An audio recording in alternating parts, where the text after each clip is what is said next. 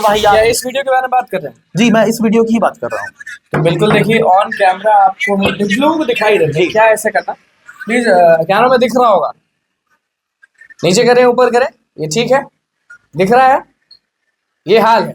ये 70वीं बीपीएससी जो सबसे सर्वश्रेष्ठ परीक्षा मानी जाती है बिहार की, ये उस हॉल की, उस हॉल का और सबसे बड़े हॉल का ये हाल है। देखिए ये मेरे हाथ में जो दिख रहा है ना, ये हमको नसीब हो गया, लेकिन उन अभ्यर्थियों को नसीब नहीं हुआ जो वहां पहुंचे थे। फॉर्म गिरे 4,83,000। इतनी ज्यादा सीट्स होने के बावजूद भी केवल 4,83,000 फॉर्म गिरा क्यों? आप लकी थे, आपको क्वेश्चन पेपर मिल गया। हमारे भाई बहनों को क्वेश्चन पेपर नहीं मिला, वो परीक्षा नहीं दी, और वो ये भी इल्जाम लगाए हैं कि एक रूम में लोग इधर उधर मिलकर एग्जाम दे। बिल्कुल।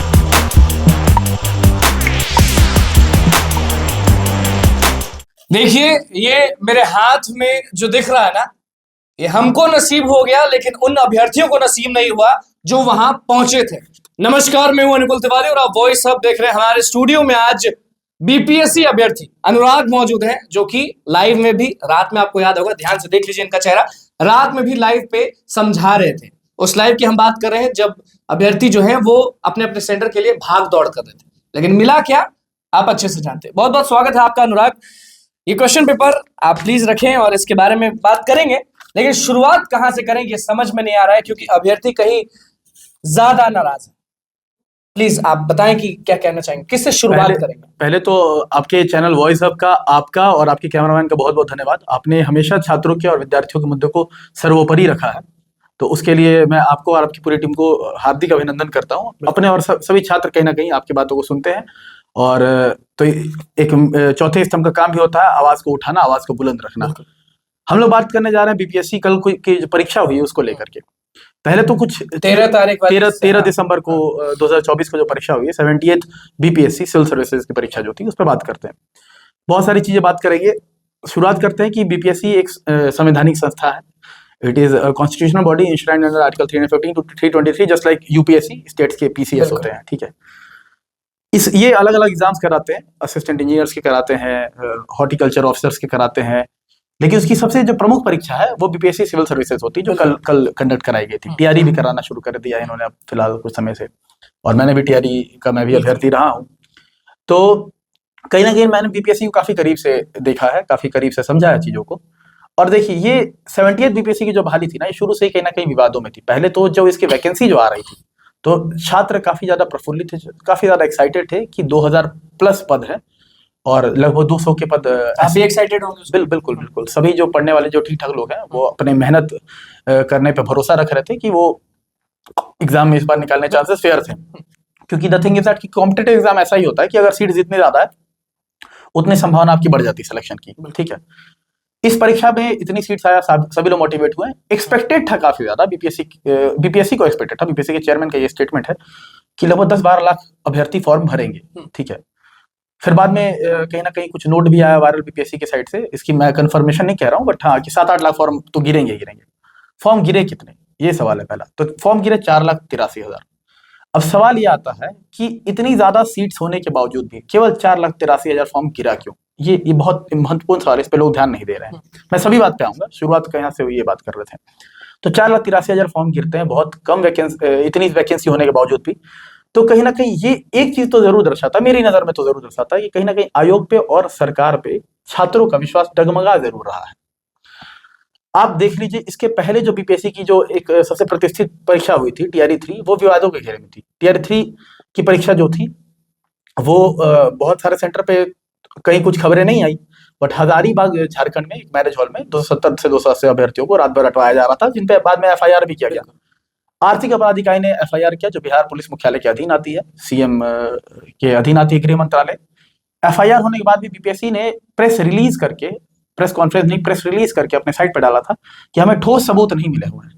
इनफैक्ट 2 शब्दों से हमारे अभी तत्कालीन जो चेयरमैन है मनु भाई परमार की बात कर रहे हैं, उनको 2 शब्दों से कुछ ज्यादा ही प्रेम है शायद, या तो बीपीएससी जो अभी जो बॉडी है उसको काफी ज्यादा प्रेम है। तो ठोस सबूत को लेकर के ये काफी ज्यादा इनका मजाक उड़ा था काफी, कि जब आर्थिक अपराध इकाई सबूत दे रही है तो भी आप कह रहे हो कि ठोस सबूत का अभाव है। और एक इनका आजकल काफी ज्यादा चर्चा में चल रहा है, नॉन सीरियस स्टूडेंट्स, बहुत ज्यादा बात कर रहे हैं। नॉन सीरियस कि आप अनुराग नॉन सीरियस, हाँ, हमें भी अभी नॉन सीरियस स्टूडेंट ये करार दे देंगे कहीं ना कहीं। ये वीडियो अगर चीजें अगर वायरल होती हैं तो हमें भी नॉन सीरियस स्टूडेंट करार दे दिया, जैसे सभी स्टूडेंट को करार दे दिया जाता है। आजकल ये काफी ज्यादा कॉमन ट्रेंडिंग बन गया है। अब एक तो ये परिभाषा कोई आप डिसाइड करने वाले हैं नहीं कि सीरियस कौन है, नॉन सीरियस कौन है। अगर कोई विद्यार्थी अगर परीक्षा के लिए दूर से आ रहा है ट्रैवल करके, आपको पता है सेंटर काफी लोगों के काफी दूर दूर बिल्कुल, पड़ते हैं। बहुत दूर। आपका कहाँ दिया गया? मेरा तो पटना में लोकल सेंटर था। हाँ। तो मैं काफी ज्यादा लकी था इस चीज को लेकर के। मैं झूठ मूठ का कहानी नहीं बनाना चाहता हूँ, लेकिन हाँ, पहले मैंने भी पूर्णिया तक एग्जाम जा करके दिया हूँ। पटना से पूर्णिया भी मैं गया हूँ एग्जाम देने के लिए। तो दूर दूर सेंटर थे, लड़कियों के भी काफी, मेरे कुछ पुरुष महिला मित्र सभी हैं, उनके दूर दूर सेंटर पड़े थे। इनफैक्ट बिहार में अभी कुछ हमारे अधिकारी भी हमारे मित्र हैं जो कि हमारे साथ तैयारी किया करते थे, आज वो अधिकारी हैं। वो भी कल का पेपर देख करके काफी ज्यादा डिसअपॉइंट हुए हैं। वो उसकी रीजंस पे हम लोग आएंगे। तो नॉन सीरियस स्टूडेंट ये करा दे देते हैं। और कहीं ना कहीं आप ये समझिए कि इतने ज्यादा वैकेंसी के बावजूद भी फॉर्म इतना कम गिरना, भरोसा टूट रहा। भरोसा टूटने का कारण मैं बता रहा था। 60 TRE 3 में हजारीबाग में ये जो पेपर लीक हुआ व्यापक तरीके से, पहले आयोग मान नहीं रहा था। फिर कुछ लोगों के आंदोलन के दबाव में, छात्र नेता दिलीप के द्वारा आह्वान किया गया था आंदोलन को लेकर के, और काफी लोग का उसमें समर्थन था, काफी ज्यादा शिक्षकों का समर्थन था। फिर उनको दबाव में इस बात को मानना अभी आप दूर दूर से आ रहे थे अभ्यर्थी, उस हाँ, तो दूर दूर से अभ्यर्थी अगर आ रहे हैं, पैसे इतने खर्च कर रहे हैं, 600 रुपए फॉर्म का अगर आपको पैसा दे रहे हैं, एक तो आपके फॉर्म भरने में इतनी टेक्निकलिटीज, उसके बाद भी जो छात्र भर करके और इतने दूर से ट्रैवल करने ठंड के मौसम में आ रहे हैं, तो वो नॉन सीरियस है, मुझे तो नहीं लगता है कहीं भी। ठीक है, बिल्कुल किसी को नहीं लगता नॉन सीरियस। ये जो वीडियो देख रहे हैं वो भी नॉन सीरियस नहीं, वो भी जानने की कोशिश करेंगे ना कि अनुकुल भाई और अनुराग भाई क्या बोल रहे हैं, किस चीज पे बात करें। दूसरी बात कहीं ना कहीं जो परसेंटाइल, अच्छा एक और भरोसा टूटने का कारण था, उसके पहले एक और बीपीएससी परीक्षा हुई थी बहुत पहले। उस समय अतुल प्रसाद जी चेयरमैन हुआ करते थे। नहीं, अतुल प्रसाद जी चेयरमैन शायद उसके बाद बने थे। 67 की बात, 67 बीपीएससी जो पहला एग्जाम हुआ था। ठीक है, जो पहला हुआ था 8 मई 2022 को एग्जाम हुआ था। उसकी बात भी करते हैं।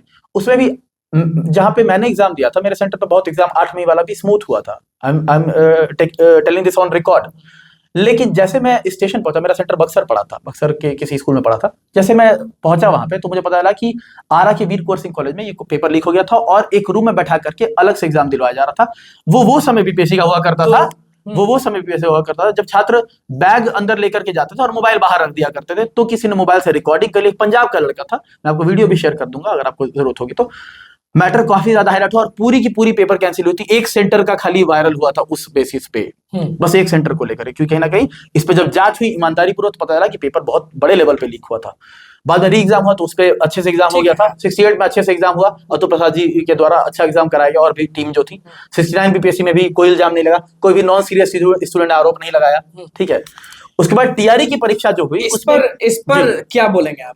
ये जो हमारे हाथ इस परीक्षा की बात अब करते हैं। ठीक है, इस परीक्षा को लेकर के कैसा गया आपका, ये प्लीज आप बताइए। हाँ, मैं पैटर्न्स पे बात करता हूँ। हाँ। बीपीएससी चेयरमैन अक्सर एक तो झूठ बोलते हैं, मैं ये रिकॉर्ड पे बोल रहा हूँ। ठीक है, हर चीज में वो काफी ज्यादा झूठ बोलते हैं। एक तो बात को गोल गोल घुमाना चाहते हैं, कहीं ना कहीं मीडिया को शायद स्वतंत्रता नहीं दिया गया, या फिर मीडिया खुद मजबूती से अपने बात को रख नहीं रही है, या तो लीगली वो अपने आप ग्राउंड को डिफेंड नहीं कर पा रहे हैं।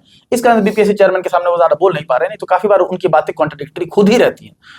कल का जो पेपर था, उसके पहले बीपीएससी पेपर में ये अखबार में आया था पूरे तरीके से कि बीपीएससी का इस बार का लेवल काफी अच्छा रहेगा और अदर पीसीएस के मुकाबले थोड़ा टफ पेपर बनाया जाएगा। टफ था, जो टफ और हार्ड का भी परिभाषा मैं बता देता हूँ। इसका जो लेवल था, ये जनरली बीपीएससी या किसी स्टेट सर्विस कमीशन और यूपीएससी के लेवल का ये एग्जाम था ही नहीं।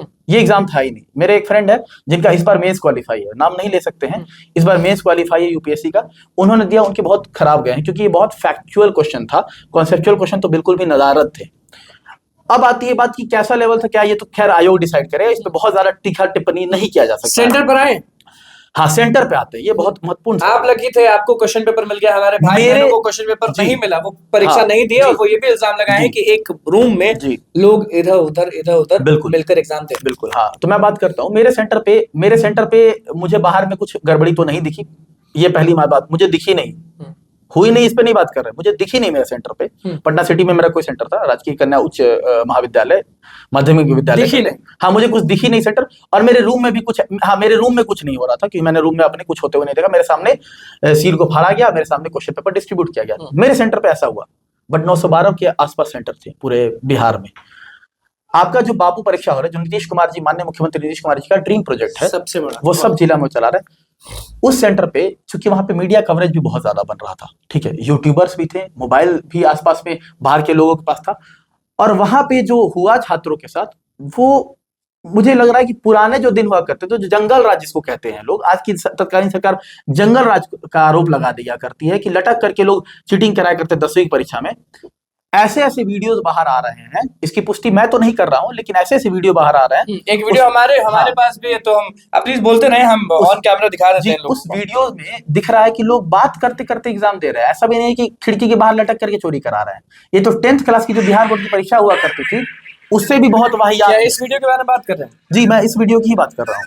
तो बिल्कुल देखिए, ऑन कैमरा आपको लोगों को दिखाई देते हैं। क्या ऐसे करना प्लीज, कैमरा में दिख रहा होगा, नीचे करें ऊपर करें, ये ठीक है, दिख रहा है, ये हाल है। ये 70वीं बीपीएससी जो सबसे सर्वश्रेष्ठ परीक्षा मानी जाती है बिहार ये की, उस हॉल की, उस हॉल का और सबसे बड़े हॉल का ये हाल है। तो आप समझ जाइए कि ये बस एक चीज बाहर आ रही है।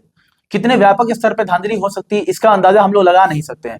मेरे पास अभी कोई ठोस सबूत नहीं है, तो मैं तो इल्जाम अगर लगा दूंगा तो मुझ पर कोई ना कोई कानूनी कार्रवाई करने की वीडियोस ये हैं धमकी और दे देंगे। वो आंसू हैं, और जी। वो आंसू आप बात करते रहिए, ऐसी ऐसी चीजें हमारे पास, आप प्लीज बात करते रहे। तो होगा क्या, अब ये बताएं अनुराग जी, क्योंकि होगा क्या, यहाँ पे आयोग जो है अगर मानने को बिल्कुल भी तैयार नहीं, क्योंकि आयोग नहीं मानने को तैयार, इसका 2-3 रीजन है। या तो कुछ इंटरनल पहलू हो सकते हैं जो इनको पहले से पता था कि हमें इस तरीके से चीजें करनी है, तो ये मानेंगे नहीं। जैसे इन्होंने नॉर्मलाइजेशन के मुद्दे पे भी बोला था, पहले चुप्पी साध ली थी पूरे तरीके से, और बोल रहे थे कि कोचिंग संचालक भड़का रहे हैं। एक तो इन्होंने किया क्या, मैं आपको थोड़ा सा समझा देता हूँ। बिल्कुल आप बोल सकते हैं। हाँ, कोचिंग संचालक, मैं बता दे रहा हूँ ये बात, कोचिंग संचालक जो भी थे और छात्र नेता जो भी थे और छात्र जो भी थे, उनमें आपसी मतभेद जो कुछ है उसका आयोग ने फायदा उठा लिया, जबकि सारे लोग सही मांग कर रहे थे और किसी ने भड़काया नहीं था। ये सिपाही भर्ती के या फिर किसी और, मैं सिपाही भर्ती को डिमीन नहीं कर रहा हूँ, लेकिन कोई ऐसे रैशनैलिटी वाले एग्जाम्स के पेपर की जो तैयारी करते हैं, उनकी खुद की रैशनैलिटी रहती है, उनको पता है कि वो किस बात में क्या डिमांड कर रहे हैं।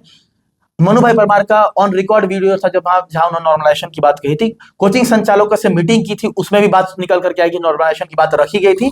उसके बाद वो क्या कर रहे थे, एक सेगमेंट को कोचिंग संचालक के खिलाफ भड़काना चाह रहे हैं, कुछ छात्र नेताओं के खिलाफ भड़काना चाह रहे हैं, और छात्रों को कह रहे हैं नॉन सीरियस, सबको आपस में तोड़ दे रहे हैं। ये तो वही बात हो गई कि किसी प्रदेश के मुख्यमंत्री ने कहा था कि बटोगे तो कटोगे। तो यहाँ पे क्या किया जा रहा है, छात्रों को, छात्र नेताओं को और शिक्षकों को आपस में ऐसा बांटा जा रहा है कि वो आपस में टूट जाए और कहीं ना कहीं आयोग अपनी मनमानी कर दे। इस मनमानी को आपने नाम दे दिया जंगल राज।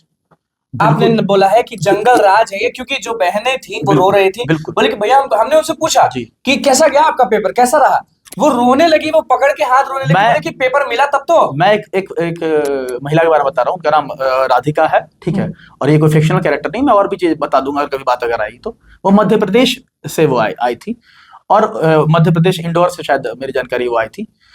और जब एक ग्रुप में, टेलीग्राम के ग्रुप में जब कट ऑफ का डिस्कशन हो रहा था, तो उनका मैसेज आ रहा है कि यहाँ पे उतने दूर से आकर के हम एग्जाम नहीं दे पा रहे, आप लोग थोड़ी भी शर्म बाकी है।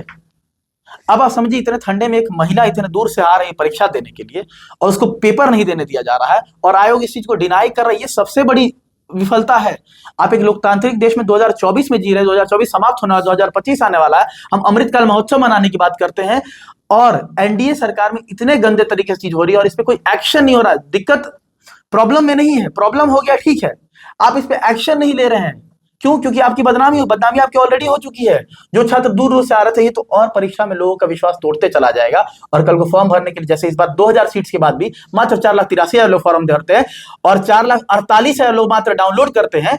और एक कल की प्रेस कॉन्फ्रेंस में आयोग के चेयरमैन ने बोला कि एवरेज अटेंडेंस 62% था, और एक और किसी ने बीपीएससी के ऑफिस से कहा कि एवरेज अटेंडेंस 68% था। दोनों की बात भी कॉन्ट्राडिक्टरी थी। अगर 62 और 68% भी था तो 3 लाख या 3,20,000 मात्र छात्र अपीयर हुए हैं। तो ये सारा चीज यही दिखाता है कि आयोग के ऊपर से और बिहार के ऊपर से विश्वास टूटते जा रहा है, और आने वाले समय में ये और टूटेगा। इसको लेकर के एक ही चीज है कि आज या फिर कल कोर्ट में तो ये चीज जाएगा कहीं ना कहीं, ये मैटर, और ये ऐसे नहीं रुकेगा। और मुझे यकीन है आर्थिक अपराध इकाई पहले जैसे अच्छे क्या डिमांड करते हैं आप एक अभ्यर्थी होने के नाते? एक अभ्यर्थी होने के नाते और एक बिहारी होने के नाते यही डिमांड करते हैं और यही रिक्वेस्ट करते हैं माननीय मुख्यमंत्री नीतीश कुमार से, क्योंकि आपके हाथ में सत्ता है, आपके हाथ में पावर है, और जो भी सत्ता में लोग बैठे हुए हैं उनसे एक रिक्वेस्ट है, और साथ ही साथ जो पुलिस की जो टीम है, आर्थिक अपराध इकाई की जो टीम है, और भी जो पुलिस की टीम है, आपसे एकदम हाथ जोड़ करके विनती है कि हमारे सपनों पे ऐसे पानी मत फेरिए, नहीं तो कल को बिहार की स्थिति और बद से बदतर होते चले। बुरा लगता है, बुरा लगता इतना तैयारी करें, इतना तैयारी करने के बाद भी ये चीज होती है तो बुरा लगता है। तो मैं हाथ जोड़ करके विनती करता हूं कि इस पे तत्कालीन जांच कमेटी बैठाइए और अगर पेपर निलंबन करना पड़े निलंबन कर दीजिए। हम लोग सभी छात्र फिर से कुछ पैसे फॉर्म में कंट्रीब्यूशन कर देंगे।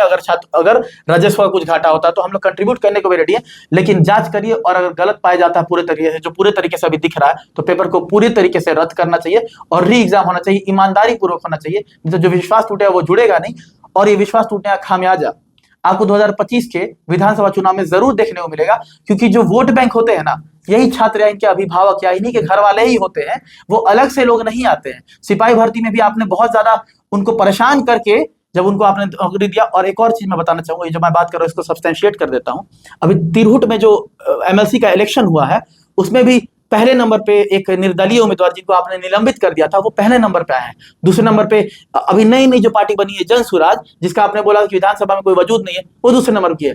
और तीसरे नंबर पे आई है राजद, और चौथे नंबर पे नीतीश कुमार की पार्टी के जो उम्मीदवार थे वो चौथे नंबर पे आए हैं। तो आप समझिए कि अभी सरकार और तत्कालीन विपक्ष से लोगों का भरोसा कैसे टूटते जा रहा है। विपक्ष से भी मेरा अनुरोध है कि इस मुद्दे को सरकार को लीगल तरीके से पूरा किया जाएगा। आप सहायता करिए। सड़क पर उतर जाना बिल्कुल बिल्कुल उतर जाना चाहिए था। आपके पास इतने ज्यादा विधायक हैं अभी, अगर आप मजबूती से हर मुद्दे को उठाते, क्योंकि सही का आप साथ दे रहे हैं, तो आपका छात्र और उनके अभिभावक साथ जरूर देंगे, साथ छोड़ेंगे नहीं। तो अगर ये जेन्युइन मुद्दा है और ये जेन्युइन मुद्दा है छात्रों का, तो इसके लिए आप लोग सभी हमारी मदद करिए। और जो रूलिंग गवर्नमेंट, उससे तो अनुरोध है कि आप इस मौके को गवाइए मत, नहीं तो एमएलसी का इलेक्शन एक डेमो हो सकता है। आप ये मत सोचिए कि आपने 4 अभी जो बाई इलेक्शन हुआ इसमें आपने सफलता पा ली है तो आप विधानसभा में भी इसी तरीके के परिणाम की अपेक्षा कर सकते हैं। उसमें अंक गणित अलग था, 2025 में अलग हो सकता है। और ये जो छात्रों के आंसू है, ये थूकम फजीहत तो पूरे देश में करा ही रहे हैं आपकी, और साथ ही साथ आपको चुनाव में इसका नुकसान। अब क्या करेंगे अभ्यर्थी जो है वो, अब क्या करेंगे?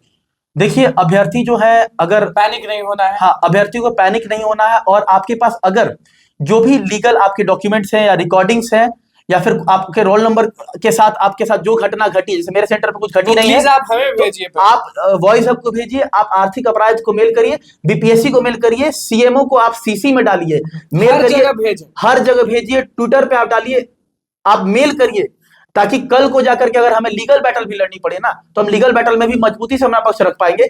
एक बात जान जाइए, एक जगह पेपर लीक का बस एक जगह पेपर लीक या फिर एक जगह मिसमैनेजमेंट की चीजें अभी बाहर आ रही हैं, इसके अंदर और क्या हो सकता है, ये बहुत खतरनाक चीज है। अभी सेंटर के जो हेड थे उनकी हार्ट अटैक से मौत की बात आ रही है। अभी हार्ट अटैक से मौत थी या इसके पीछे और क्या थी, इसकी जानकारी तो मुझे पूरे तरीके से है भी नहीं अभी।